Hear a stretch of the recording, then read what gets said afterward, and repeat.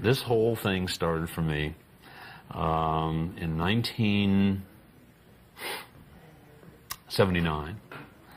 I had been overtured by a funeral company to come into their business. And I said, no, this is not my cup of tea, because prior to that I'd been in entertainment, dining, travel, this type of thing, and really enjoyed what I was doing, and I couldn't imagine anything more morbid than getting into the funeral business. Now, this was pre-arrangement that they were talking about, where we talked to people well before the time of need, and I just wasn't interested. And so time went on, and based on some reports they'd heard from some previous activities I'd had in Texas, why they overtured me again. And I said, no, look, I'd be glad to help out with training, I'm glad to assist in the philosophy and the psychology of selling and this type of thing, but I don't want to be in the business. And so time went on again, and they called me a third time and said, look, would you be willing to come to our home office?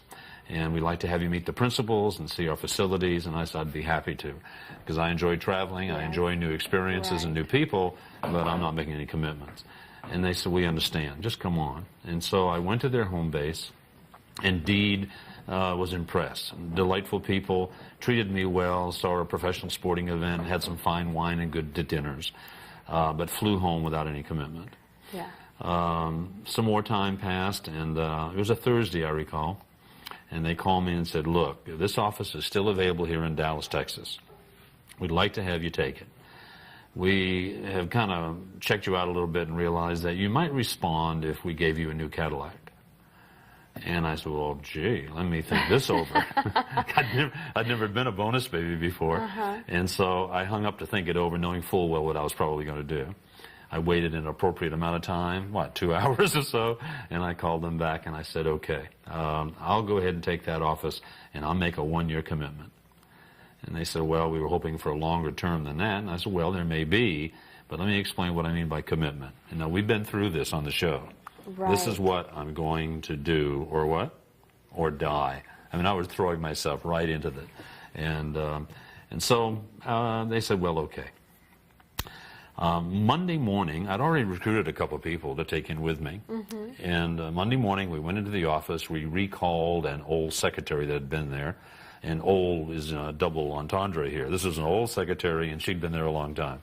But she came in to assist us and to find papers and what have you. And frankly, my idea was that I was to go in and to construct a presentation that I thought would be appropriate. And we were shuffling papers and putting together a prospectus that we would do on presentations.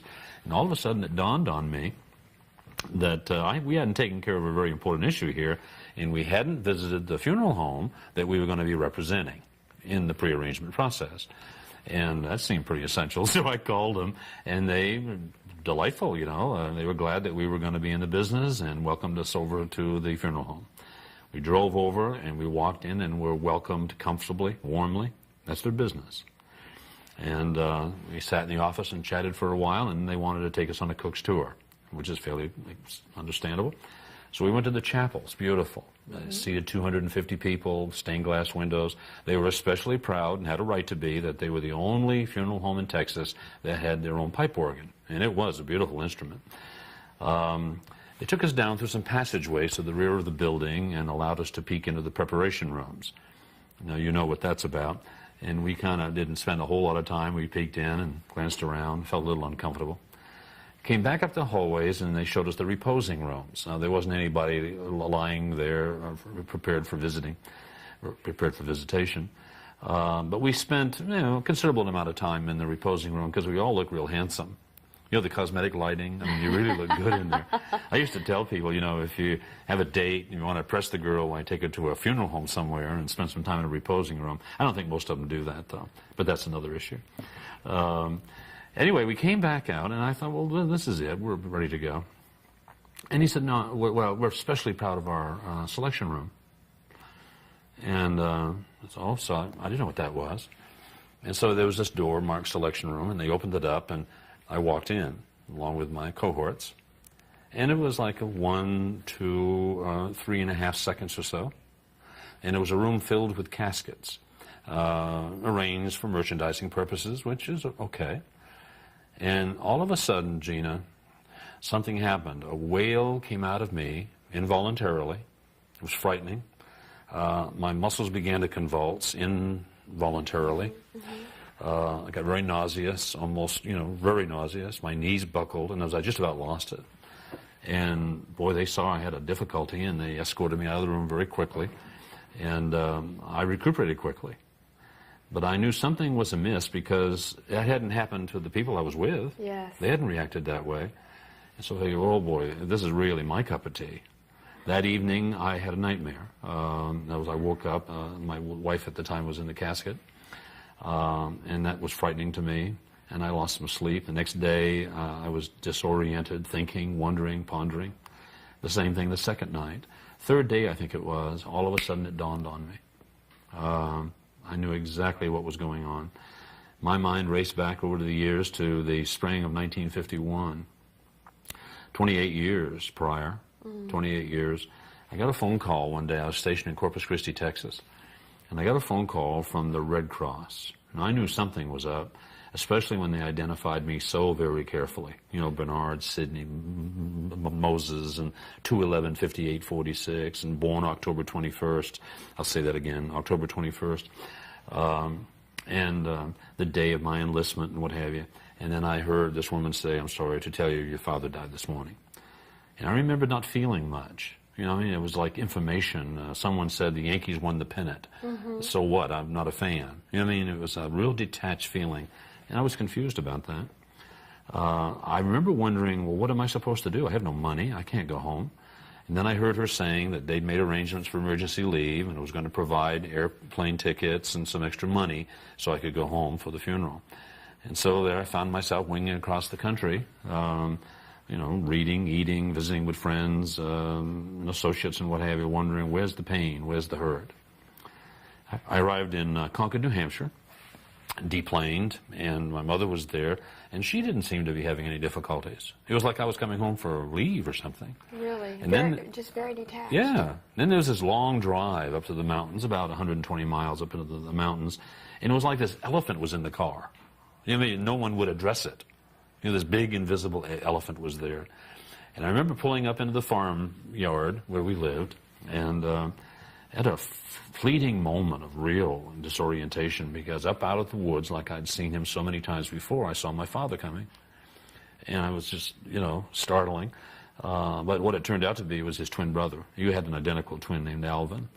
And Uncle Alvin was having a terrible time. Really grieving. And we tried to comfort him as best we could and soon went to bed. The next day, up and get dressed and what have you, and drove, about 60 miles to Plymouth, New Hampshire, in another direction. And we pulled up and we walked inside the funeral home, and they received us warmly, comfortably. That's their business. And we identified ourselves, and they said, "Oh, yes, Mr. Moses, he's in here."